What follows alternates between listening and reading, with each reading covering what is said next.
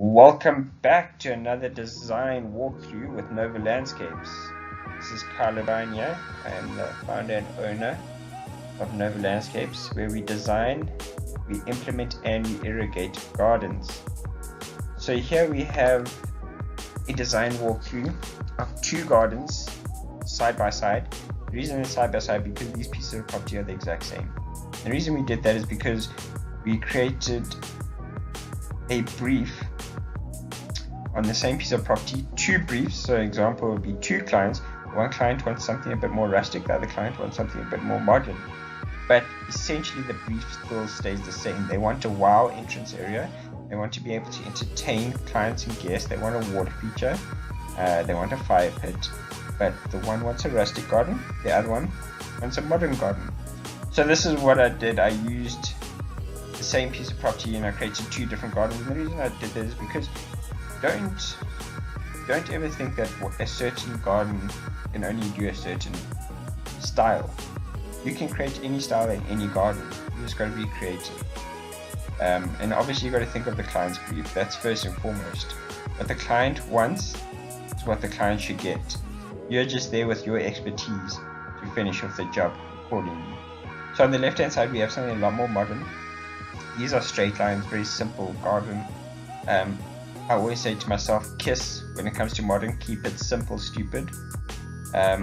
So you want less colors, you want less plants, you don't want anything too loud. The plants, you should probably work with maybe one color and obviously maybe a couple of shades of green, or at most two colors, but nothing more than that. You don't want anything that's going to stand out and stick out at you and scream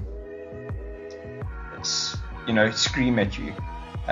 So feature points should be minimal in a sense. Feature points, maybe leave them at hard features such as a water feature or a fire pit. You don't really want a focal point.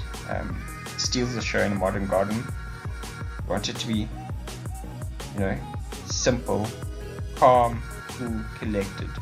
Where on the right hand side is a bit more opposite. You want these focal points to pop up everywhere. When you turn right, you want a hibiscus. When you turn left, you want a bauhinia or a ponytail palm tree. You want something that's going to grab your attention straight away, and you want a variety of these things. You want them all over the garden. I almost say a rustic garden is something where it must feel like Mother Nature has taken over, with a bit of structure. So obviously your planting requirements, you've always got to keep your plants together in groups. So sun requirements, water requirements, frost hardiness, things like that. You got to plant those plants together, but otherwise try and make it as random as possible. The curves, you should have a couple of curves in there. You shouldn't have too many straight lines.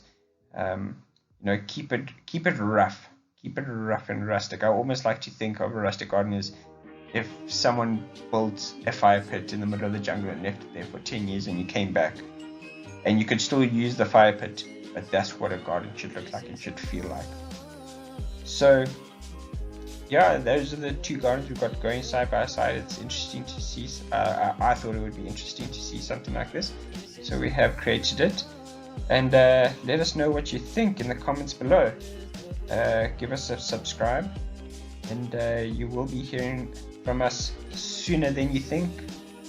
Thank you for now, or thank you and cheers for now. Until we see you again. Cheers.